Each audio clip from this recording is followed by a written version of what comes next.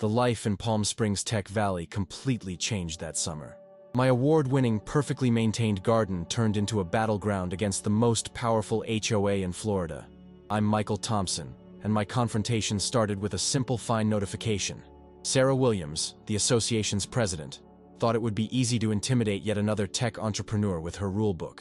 Little did she know that that little piece of paper posted on my property would spark a complete revolution in our community. That morning, watching neighbors pass by, some disapproving, others silently supportive, I made a decision. The very innovation that built my career in Silicon Valley was now going to transform this conservative southern condo. And it all started with an idea that seemed impossible: bringing snow to Florida. Subscribe to the channel and leave a like to get access to more stories like this. The first step was to gather allies. Charlotte Anderson, a well-respected retired teacher, was the first to reach out to me. Over cups of iced tea on her porch, she shared stories of how the HOA had become increasingly controlling over the years. James Johnson, the local architect, joined us after he saw his innovative projects constantly blocked by Sarah and her right-hand man, Robert Davis. During our late-night chats, James would doodle impressive sketches of how we could transform our gardens into something extraordinary. News about my resistance spread quickly. Emily Brooks, a local influencer with thousands of followers, started discreetly documenting our meetings. Her first video on the garden war went viral within hours. John Miller, owner of several local businesses, offered financial support after 3 of his commercial projects were vetoed by the administration. "It's time for a change," he said during our lunch at the club. The decisive moment came when Sarah Williams sent her 10th violation notice, this time threatening a lawsuit.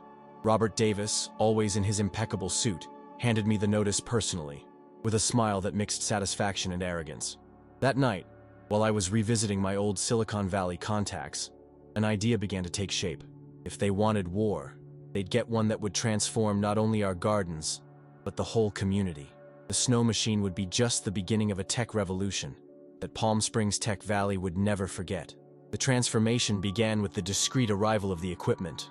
Unmarked trucks were delivering parts during the early morning hours, while James and I worked tirelessly in the garage. Our snow machine was taking shape, a project that combined advanced cooling technology with sustainability systems. Charlotte turned her living room into our headquarters. Amidst maps spread out and blueprints of the condo, she coordinated our secret meetings. Her experience in community organizing proved invaluable, especially when we needed to outsmart the security hired by Sarah. Emily continued her sneaky coverage, but now with a more strategic touch. Her posts about innovation versus tradition were drawing national attention. Mayor William Parker even started showing interest, recognizing the tourist potential of our little revolution. The moment of truth came on a Thursday. While Sarah chaired yet another one of her endless meetings on gardening regulations, we activated our creation. The system started silently, releasing a thin mist that little by little turned into perfectly formed snowflakes. The kids were the first to notice. Their joyful shouts attracted adults out of their houses. In minutes, dozens of residents were in awe of the impossible. Snow falling in the middle of Florida, covering my garden with an immaculate white blanket. Robert Davis showed up immediately, waving his rulebook, but his voice was drowned out by the sounds of astonishment and joy. John Miller, watching everything from his porch, raised his glass toward me with a knowing smile. The machine ran on solar energy and recycled its own water, making it completely sustainable.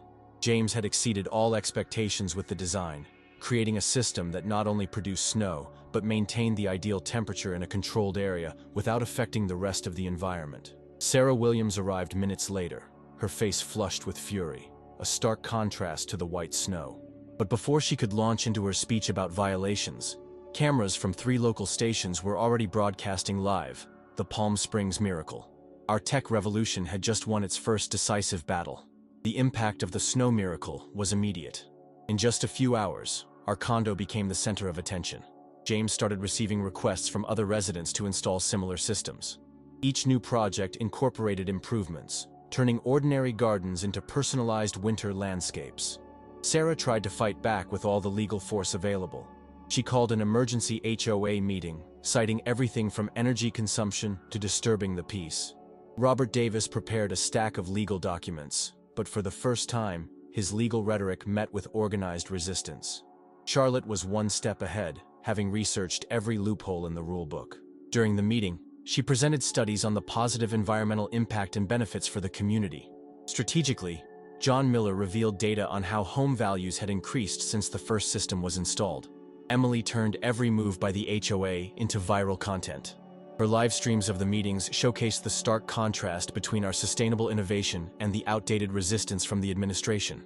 Hashtags like Talker Snow Revolution and Tech Valley Rebels dominated social media. Mayor William Parker, sensing the winds of change, began making frequent appearances in our community. In a memorable interview, he called Palm Springs Tech Valley the future of residential innovation in Florida. His presence made it increasingly difficult for Sarah to hold on to her rigid position. James and I kept refining the system. We developed a version that created not only snow, but an entire controlled microclimate. The gardens now had different zones: snowy areas for fun, spaces with mild temperatures for exotic plants, and regions that maintained Florida's traditional tropical climate. The HOA's resistance began to crumble as we installed the 10th system. John Miller funded an independent study that proved the energy efficiency and positive impact on the condo's water consumption. Our tech gardens used 40% less water than the traditional lawns required by Sarah. Charlotte organized the first winter festival in Palm Springs, transforming our community into a tourist attraction. Families from all over the state traveled to see the phenomenon. The residents, who had once feared reprisals from the HOA, now proudly showcased their tech gardens. Robert Davis, astonished at the movement's success, began questioning his own position. During a private meeting, he confessed that the rigid rules were stifling the community's potential. His change in perspective was a significant blow to Sarah's authority. Emily documented the complete transformation of our condo. From a traditional southern community, we had become a model of residential innovation. Tech companies started looking for properties in the area, drawn by the atmosphere of progress we had created. The most significant moment came when a group of local kids organized their first snowman competition. Watching that scene, impossible just a few months earlier, I realized that our revolution had transcended a mere dispute over regulations. We had created something bigger, a community that embraced the future without fear. Sarah Williams watched everything from her window, her power diminishing with each new system installed, with every new smile on the residents' faces, with every piece of positive media coverage. The era of the HOA's absolute control was coming to an end, and a new era of community innovation was just beginning. The fall of the old administration began to take shape when Robert Davis called an extraordinary board meeting. In a packed room, he presented a detailed analysis of the economic benefits our tech revolution had brought to Palm Springs Tech Valley. For the first time, Sarah found no arguments to contest the numbers. John Miller seized the moment to propose a complete review of the regulations. His plan included guidelines for sustainable innovation and loosening the rules about home modifications. The proposal received immediate support from more than half of the board members. Charlotte turned our meetings into true innovation forums. Residents presented ideas to improve the community, from smart gardens to shared energy systems. The entrepreneurial spirit of Silicon Valley was finally finding a place in the conservative South. Emily produced a documentary showing the community's transformation. The images compared the before and after, standardized gardens giving way to creative and sustainable spaces. The video went viral, attracting the attention of investors and urban development experts. Mayor William Parker announced a program of tax incentives for communities adopting sustainable technologies. Our revolution had inspired a change in municipal policies. Sarah watched, powerless, as her outdated management model lost its strength. James began receiving invitations to speak in other cities. Our project became a case study in universities.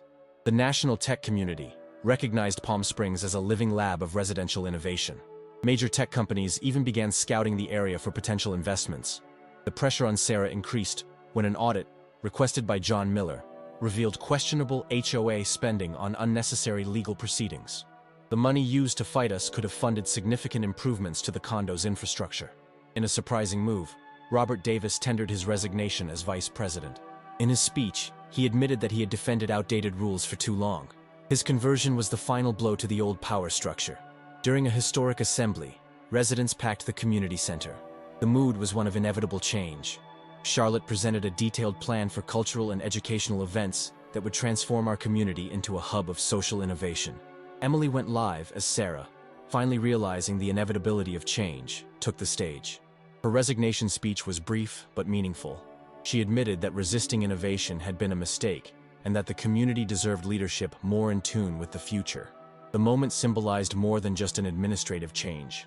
It represented the victory of innovation over extreme conservatism, of collaboration over control, of creativity over standardization. What had started as a garden dispute had transformed into a new model of community living. In his final analysis, John Miller presented impressive data: rising property values, falling energy consumption, and record levels of resident satisfaction. What began as a dispute over a garden had turned into a successful experiment in digital democracy and social innovation. Emily's cameras captured the moment when Sarah left the HOA building for the last time. The sunset tinted the sky pink as snowflakes gently fell from the systems we had installed. It was the end of one era and the beginning of another, much more promising one. The transition of power happened naturally. In a historic election with record participation from the residents, I was chosen as the new HOA president. Charlotte took over community events, while James became in charge of innovation and development. Our first move was to transform the old administration office into a community innovation center. The walls, once decorated with regulations, now featured interactive screens showing projects in development. The place became a meeting spot for residents to share ideas. John Miller led the creation of a local investment fund to finance innovative projects by the residents. The first beneficiary was a family that developed a system of vertical gardens integrated with our climate control. The project soon spread throughout the condo. Emily opened a community media studio in the old HOA storage facility. From there, she coordinated the production of content documenting our transformation. Young residents learned about digital production, turning local stories into viral content. Mayor William Parker became a regular attendee at our development meetings. Under his influence, Palm Springs Tech Valley turned into a model for other communities. Delegations from different states came to visit our setup, looking to replicate our success. Charlotte revolutionized the condo's social calendar. The events now blended technology and community. The Winter Innovation Festival became an annual attraction, showcasing new residential technologies and competitions for sustainable projects. Robert Davis, now working as an independent legal consultant, helped create a regulatory framework that protected innovation while keeping safety and community standards. His understanding of the old rules proved valuable for avoiding past mistakes. James expanded the original snow machine project by developing an integrated climate system covering the entire community. Now we could create different microclimates in specific areas, turning our condo into a showcase of environmental technology. The impact on quality of life was impressive. Kids played in snowy zones during summer, while their parents cultivated tropical gardens just a few meters away. The technology that once inspired fear now provided unique experiences for everyone. Sarah Williams, who chose to stay in the community, gradually embraced the changes. Surprisingly, her knowledge of traditional management complemented our innovations. Her participation in advisory committees brought balance to the transformations. Property values soared, but we maintained policies that ensured diversity in the community. We created programs that allowed local families to stay, avoiding the gentrification process we so feared. Our tech revolution grew far beyond our initial expectations. What began as a dispute over a garden turned into a successful experiment in digital democracy and social innovation. Palm Springs Tech Valley became synonymous with balanced progress. Watching families enjoy the spaces we created, I realized that our true achievement wasn't technical, but human. We proved that technology and community can grow together, that innovation and tradition can coexist, and that a society is stronger when it embraces change without losing its essence. The success of Palm Springs Tech Valley started drawing international attention. Documentary teams from various countries arrived weekly to document our transformation. Emily coordinated the visits, making sure our story was told in an authentic and inspiring way. James's microclimate system evolved to include an app that allowed residents to schedule their climate preferences. Families could book snow for children's parties or create specific settings for outdoor events. The technology now directly served the community's needs. Charlotte started a mentoring program connecting experienced residents with newcomers. The veterans shared stories of the revolution, while the new folks brought fresh ideas and perspectives. This exchange further strengthened our sense of community. John Miller expanded the investment fund to create a local startup incubator. Young entrepreneurs developed solutions for urban challenges, turning Palm Springs into a hub of residential innovation. Some of these companies were already gaining national recognition. Mayor William Parker used our visibility to attract tech companies to the region. A new business district began to form nearby, creating local job opportunities and economic development. Using his legal expertise, Robert Davis helped create a governance model that other communities could adapt. Our legal framework became a reference for HOAs looking to modernize without sacrificing stability. We implemented a digital democracy system where residents could propose and vote on community projects. This platform, developed locally, ensured transparency in decisions and active participation from all community members. The old golf course was transformed into an innovation park open to the public. The themed zones showcased different sustainable technologies, from smart gardens to renewable energy systems. It was our way of sharing knowledge with visitors. In a surprising twist, Sarah Williams became one of the main advocates for our progressive approach. Her experience in traditional management, combined with our innovative vision, created a unique balance other communities sought to replicate. Emily launched an online documentary series showing the behind-the-scenes of the transformation. Each episode focused on a different family, revealing how technology had improved their lives. The series went viral, inspiring similar movements elsewhere. The positive environmental impact of our innovations attracted university researchers. Studies confirmed that our energy and water consumption had significantly decreased while the quality of life increased. We became a case study in urban sustainability. James developed a technical training program for residents interested in maintaining and expanding our systems. This initiative created local jobs and ensured the continuity of our tech revolution. The spirit of innovation spread to all aspects of community life.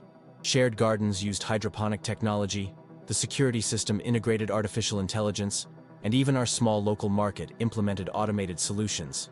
Looking at our community today, it's hard to imagine how things were before. The kids grow up seeing technology as a tool for unity and progress. The elders found new energy by getting involved in innovative projects. Palm Springs Tech Valley became more than just a condo. It's a living lab of future possibilities. The legacy of our revolution started materializing in unexpected ways. Universities set up internship programs in Palm Springs Tech Valley, drawing young talent eager to learn from our experience. Charlotte coordinated these programs, ensuring every intern understood not just the technology, but also the community spirit that drove us. John Miller established an annual residential innovation conference, bringing together experts from around the world.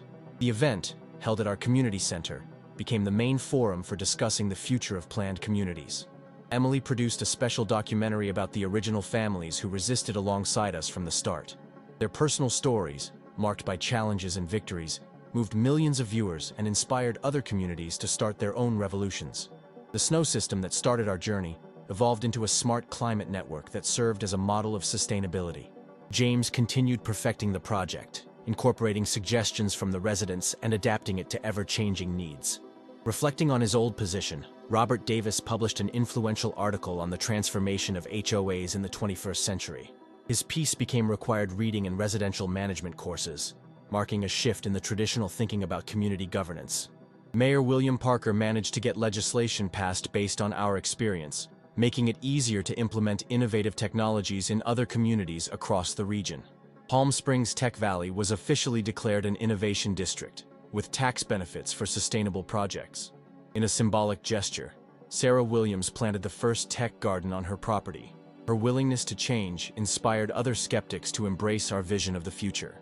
Looking at our community today, I see more than just a successful tech revolution. I see families thriving, kids growing up with an innovative mindset, and elders actively engaged in the future. We created a model that proves technology, when applied with wisdom and community purpose, can transform not just spaces, but entire lives. Subscribe to the channel and leave a like to get access to more stories like this.